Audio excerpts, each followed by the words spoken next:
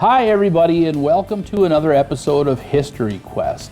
This month, being the holiday season, I'm going to share a story that I enjoy about the Delaware River crossing in 1776. You might know it from the famous painting of George Washington standing tall in the boat with his men surrounding him, and they're trying to traverse the icy river to get to the other side. And also, we will go back and take a look at some of the more watched episodes of History Quest from the last year. So stay tuned, enjoy the story, and then we will get to some recaps.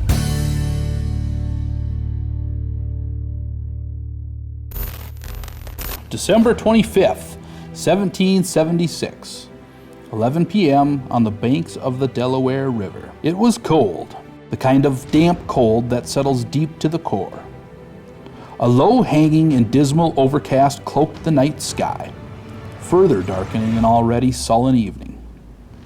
Its misery added to by a bone-chilling and persistent mist that crept into the bones of some 5,000-plus soldiers gathering on the banks of the Delaware River. They were a ragtag bunch, demoralized through a string of military defeats and desperate for a reason to fight. For a good plenty, they stood barefooted in the icy ground below, their shoes long giving the ghost on ceaseless, agonizing marches with the enemy at their rear. On this Christmas Day, home was on their minds. Yet while their families feasted and gathered round cheery fireplaces, a war for independence raged on. A war that called the ragged and gaunt-looking troops away from friends and loved ones. Across the river was Trenton, New Jersey. There, 1,400 enemy soldiers were celebrating Christmas. They were Hessians, German auxiliary troops, a term relatable to mercenaries. They were brought in early on in the war, nearly 30,000 of them to fight alongside the small standing British regulars. In Trenton, a small town of 100 houses sprawled along two streets, this group of Hessians made their winter camp. As Christmas came nearer, several British loyalists came to Trenton to warn the Hessians of an attack made by Washington's army. Yet, with the colonials suffering a string of defeats, British leaders refused to send reinforcements to Trenton, leaving the Hessians to defend themselves in the event of an attack. Though news of an oncoming attack had reached the soldiers, many felt that the dejected colonials were not in a state to launch an assault. By 11 p.m. on December 25th, the weather was turning increasingly harsh. The wind had forcefully intensified and was now blowing at a gale force. The drizzle thickened and turned to sleet, the kind that smacked at rosy cheeks like needles. To make the weather more dismal, snow and rain began to mix in. Along the banks of the river, the poorly dressed colonial soldiers were boarding boats meant to take them across the river for a pre-dawn attack. In the cold, blowing wind, with driving sleet and snow on their faces and ice building on the side of the boats, 2,400 infantry men traversed the ice-swollen river to cross the Delaware. The going was tough.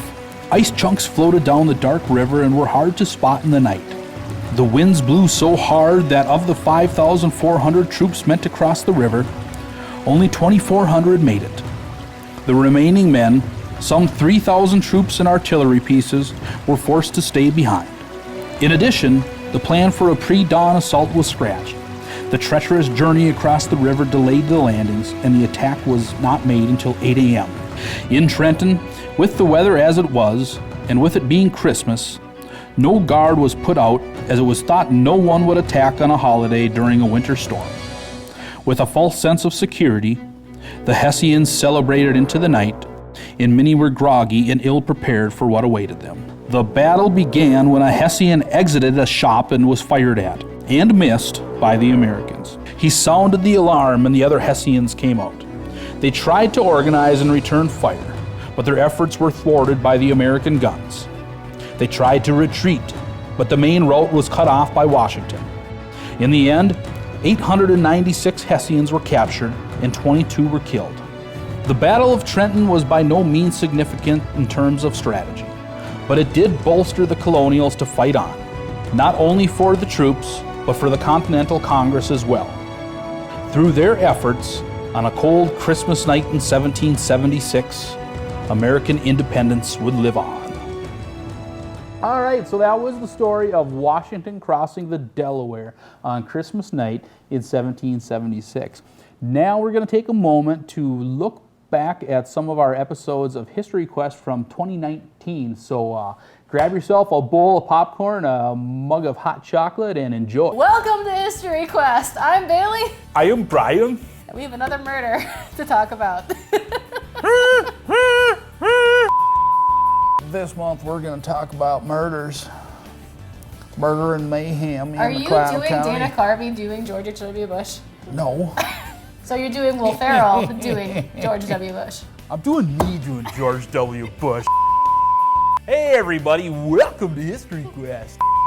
So, and that's one side of the coin, that they just wanted to, they saw what seemed like an obvious case and just wanted to go home for dinner. That's the biggest question in my mind, is why would they rule that suicide? Oh, when time travel is invented, you can go back and ask.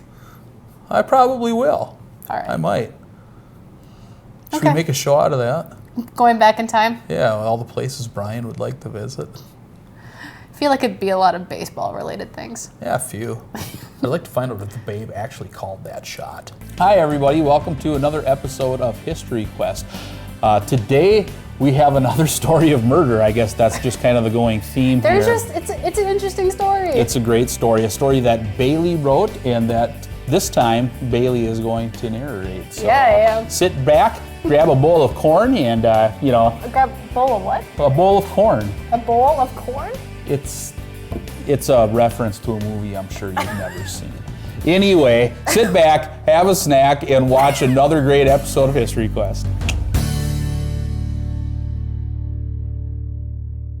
Was this gal's lawyer Johnnie Cochran?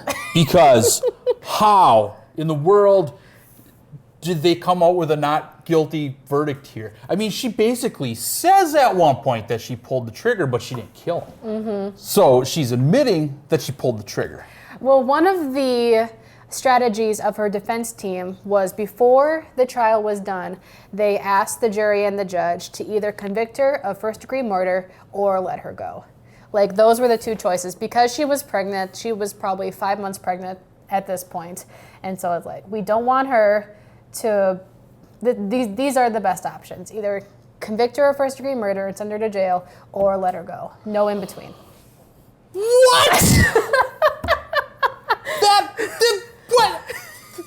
That does not.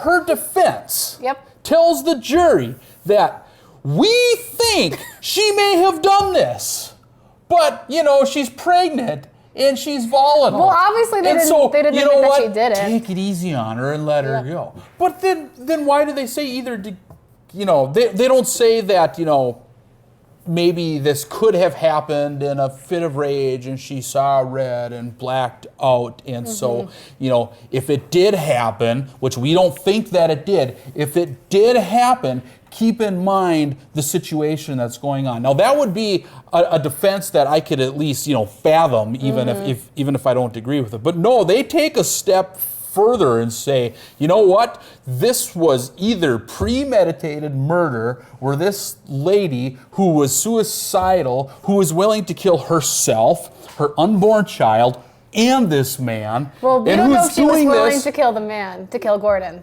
If she's willing to do all of these things, it's okay to let her back out into the public. If she premeditated all of this, it's okay to let her back out into the public. Well, that Shenanigans. Shenanigans. Well, that was, like Judge Moriarty said, the reason that she was convicted not guilty was because the state, the prosecution, was not able to convince the jury that she had planned the murder. She left her clothes and her suitcase back at the Hotel Jorgensen. She wasn't planning on making a run for it. She had been seen throughout Hutchinson. She wasn't trying to hide her presence. She introduced herself to people around the community. So if the glove doesn't fit, you must acquit. Is that what you're saying? Guess. Is that what you're saying? Because she was 23 or 24. She was pregnant. She had lived a very quiet life before she met Gordon Jones. Like, just a very simple. She never caused trouble. She probably had that on her side. That never she had caused this trouble. fair She was background. sleeping with a married man. Yeah.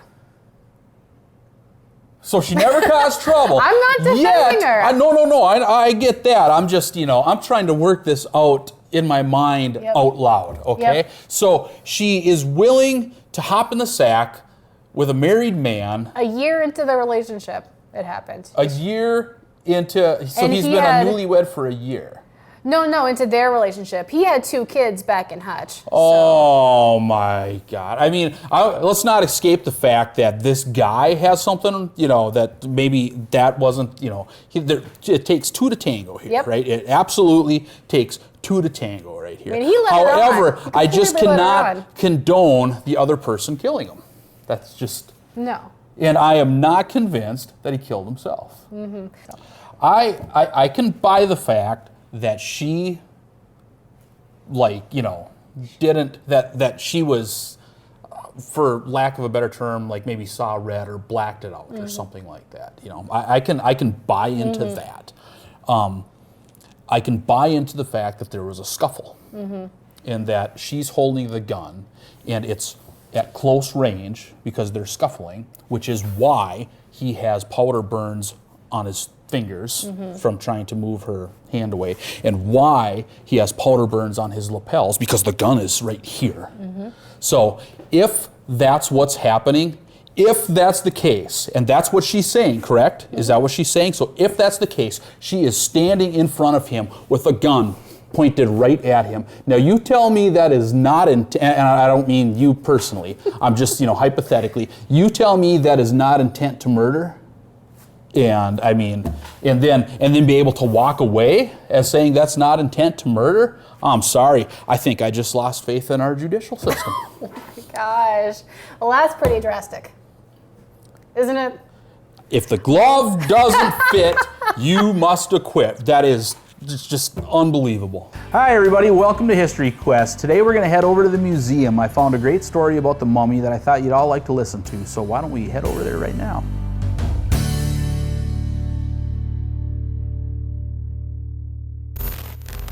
So museums can be an interesting place. There's all sorts of great artifacts for people to see. There are statues, there are animals, there are old stone tools, there are old wooden canoes. There's a multitude of different things that people can find at a museum. Lots of artifacts, hidden things with secrets to them, great stories tied to them.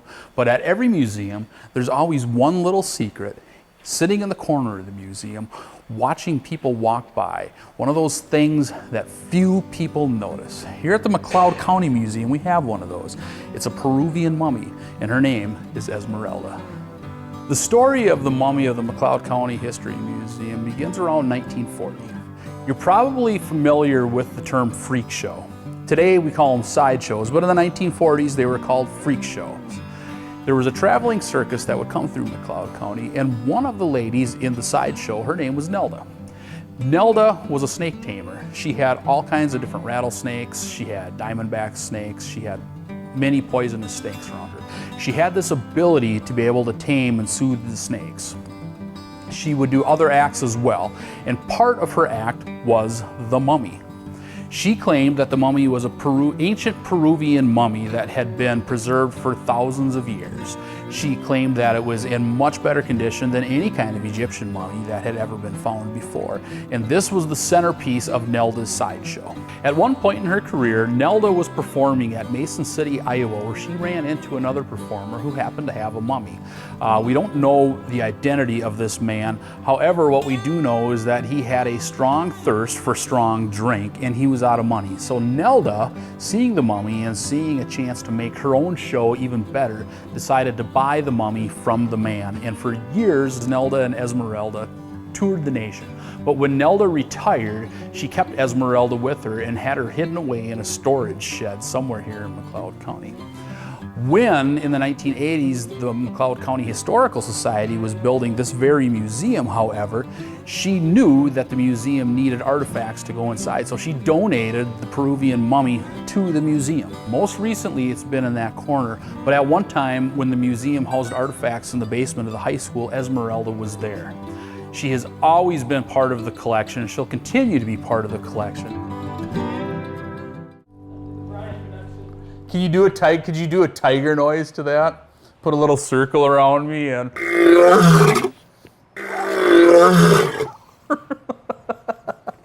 and then put HCVN on the bottom. Hello everybody and welcome to another episode of History Quest. I'm your host, Brian Haynes, and today I'd like to introduce to you my co-host, a very special friend of mine, British Rhonda. Rhonda, how you doing? Hello, everyone! So, Rhonda, why don't you tell us a little bit about yourself? Well, there's not much to know. My name is Rhonda, and I'm a housekeeper for a lovely little family in Austria. Austria, eh? Sounds like your accent's a little English. Yes, well, I used to be at the convent back in England, you see, but the others thought me too free-spirited and undisciplined, so they sent me to live with this little family up in the Alps. Oh, okay. If that's what you say. Are they a nice family? Oh, yes, they're a right jolly bunch, always singing and carrying along and doing things that they fancy and whatnot.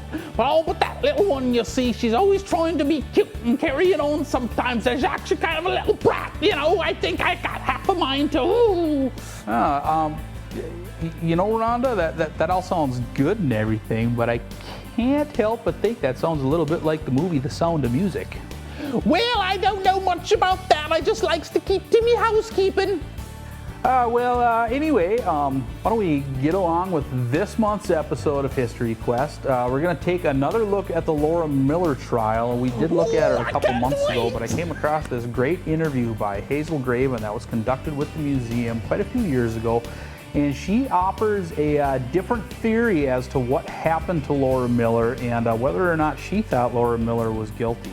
Anybody who's wondering, Hazel Graven was the deputy that was with Laura Miller 24 hours a day, 7 days a week. So I took a little bit of credence to what she said. But anyway, let's get along with this next episode of History Quest with the murder case that captivated all of MacLeod County.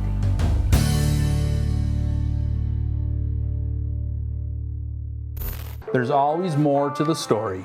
Well, Rhonda, after hearing all of the facts, tell us, what do you think of the Laura Miller murder trial? Well, I did see a picture of the man, and he was quite a striking young man, if I do say so myself. But then when I heard what he did to that Laura Miller girl, well, I just couldn't take anymore, and I thought, what a bloody wanker. But then when I heard what she did to him when she brought the gun into the lobby and she shot the poor man, and I said, oh, you can't do that. That's just not good carrying on like that, you know, don't you see? I just don't understand some people these days.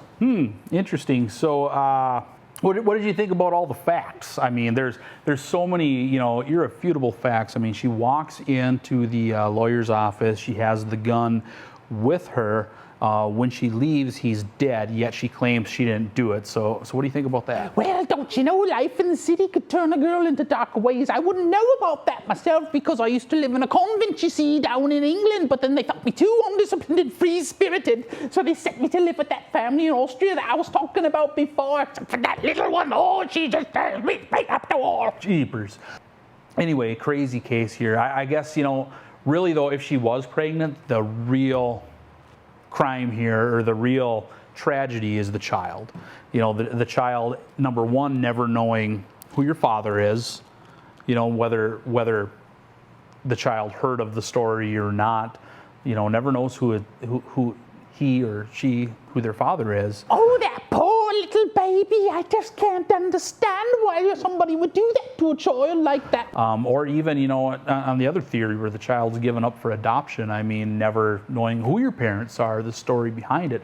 But there again, you know, if that's the case, then maybe that was all for the better, that they never knew what happened.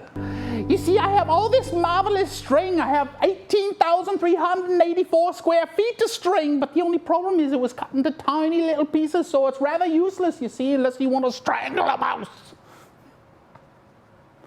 Okay, maybe that's a blooper reel. Goodbye, everybody. Hopes I can see you again.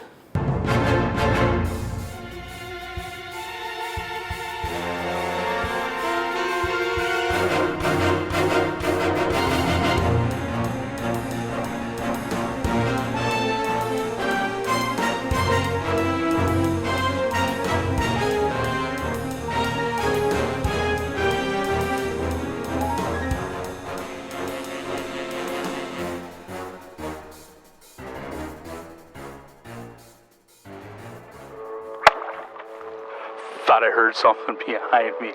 Thought it was the monster, but I guess not. I think it was just someone screwing with me. Anyway, back in 1856, there was a group of settlers got lost out here. And it was this giant monster, they think, that killed it. Because when they went out to the site, they didn't find any of the settlers, but they found blood. And they found these weird-looking, like, three-toed tracks walking away from the site.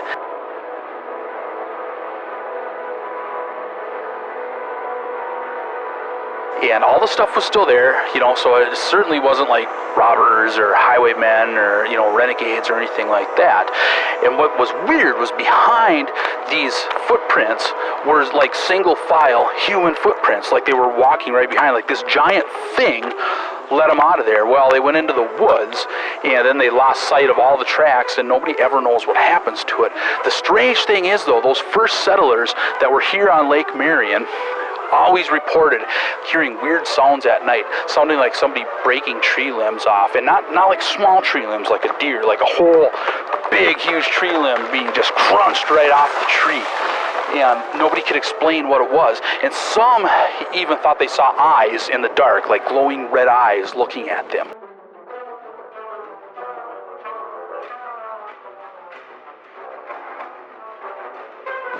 And nobody ever found out what it was. Well, by about 1900, as the area was getting really settled, the sightings kind of stopped. But every once in a while, you'll hear from somebody who's out on Lake Marion, and from shore, they'll see some eyes or they'll hear some weird sounds, and they say, "There he is. It's Lake Marion Man."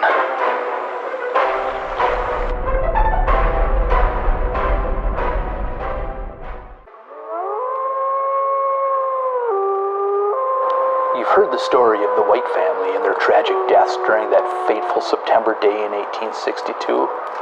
How a mother, a father, and 4 children were slain during a time of war, and how one girl was left out on the prairie to die and not found till weeks later.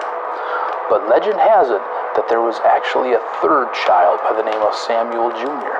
that somehow disappeared during the event and was never heard from again.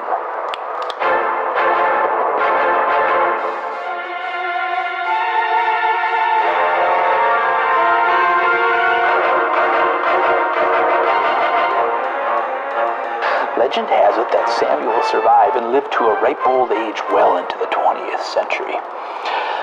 As the story goes, the 2 boys were out hunting one day and came across an old, dilapidated, mossy, moldy cabin in the woods. They went in to investigate to find that there was an old man, a hermit, living inside the cabin. He was solemn, didn't want to talk much, but did invite them in and talk to the boys. According to the 2 hunters, his cabin was lined with many rifles, some of which had notches in them. One in particular had many notches in it.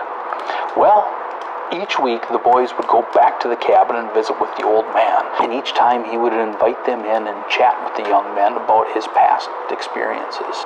The 2 young men made repeated visits to the cabin, and each time the old man would invite them in and tell them stories of the old days. According to the story, the cabin was lined with rifles. Many of them had notches in.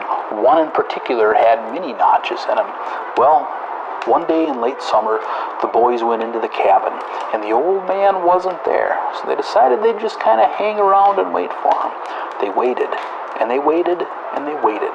Well into the evening, as the sun was setting, they decided it was time to go, so they left and headed back to Broughton. The question on everybody's mind in Broughton, though, was what happened to the 4th child, Samuel Jr. A strange story was told many years ago by the late John Beach. He believed that the boy had somehow escaped the Indians and lived to a good old age not far from home at that. As late as the First World War, there were still heavy stands of timber in the eastern part of MacLeod County, and they extended intermittently out into the prairie. 2 young lads of the Beach relationship were ardent hunters, and one day in the woods they came upon a hut where an old man lived. Certain things soon led Jack and Elijah to believe that the elderly recluse might indeed be the long-missing white boy. He had a number of guns in his cabin, the most cherished being an old Enfield rifle which he kept polished and displayed with pride. boys noted a number of notches neatly cut into the stock. "What are those for?" Elijah asked curiously. "Have you really shot 6 bears?" "Nah," the old man exclaimed. "Not Mars. Them other varmints." He spat out the words when he called them varmints. The boys thought best not to question him any farther. They returned again and again to visit the old man, who always welcomed them rather solemnly and closed-mouthed. As fall approached, they decided to make one final visit before winter set in. They came to the cabin, found the old hermit gone. His rifle was not in his accustomed place, so they assumed he went out hunting. Since the old man was gone, the boys made themselves at home in the cabin and waited for the old man to return. But as the day waned and the sun began sinking below the horizon, they decided it was time to leave and head for home. At the same time, the state fair was going on, and an odd incident occurred the next evening. On an open-air stage, in front of the grandstand, a group of Dakota Indians in full regalia were in front of the grandstand and were the feature attraction as they were singing and chanting during their dances. While giving their demonstration, 2 bullets whizzed through the air toward the group out on the platform. Few in the audience realized what had happened. The performers seemed unperturbed, and the only casualty was a couple of feathers cut off the showy headdress one of the performers was wearing. But through a cub reporter who was present, the incident was relayed to the Twin Cities newspaper and played up with many humorous touches. The good fall weather meant the 2 Beach Boys could go out hunting one more time. They decided to head for a farewell visit to the old hermit. This time he was at home, and this time he was in a happy mood. At first they thought the old friend had been drinking, but he soon lapsed into his usual solemn ways. The days were growing shorter, and the lads left for home earlier than usual. They had gone some distance when Jack stopped and looked behind him. The old man had an axe, and he was chopping kindling for his breakfast. He was much too far away to hear them, so they decided to lower their voices and speak about what they had just witnessed. Jack lowered his voice and looked at Elijah and said, "Did you notice anything different back there? Something kind of weird about the old man?" "Yes," Elijah replied. "Seemed to be in higher spirits than normal." No, not that. Something else," said Jack. "What do you mean?" said Elijah. "There were 2 more notches in the old man's gun."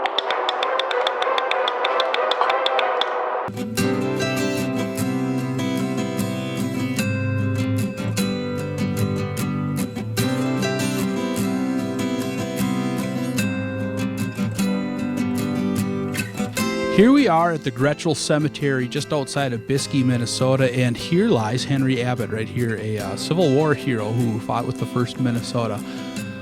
It's kind of a shame to see a war hero like this, in a kind of hidden away from history, but a little bit of detective work, and thanks to Kay Johnson from the Hutchinson Leader, and here we are. So just kind of a surreal place right here, kind of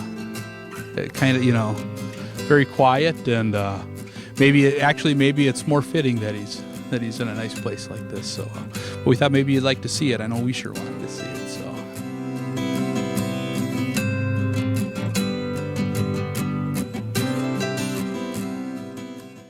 Thank you for watching again this month. I hope you enjoyed our episode, and I hope to see you again next month for another exciting episode of History Quest. And maybe we'll see if it's not too cold, we'll maybe travel out into the county somewhere and find a cool historic site. So thank you. Have a great Christmas and a Happy New Year.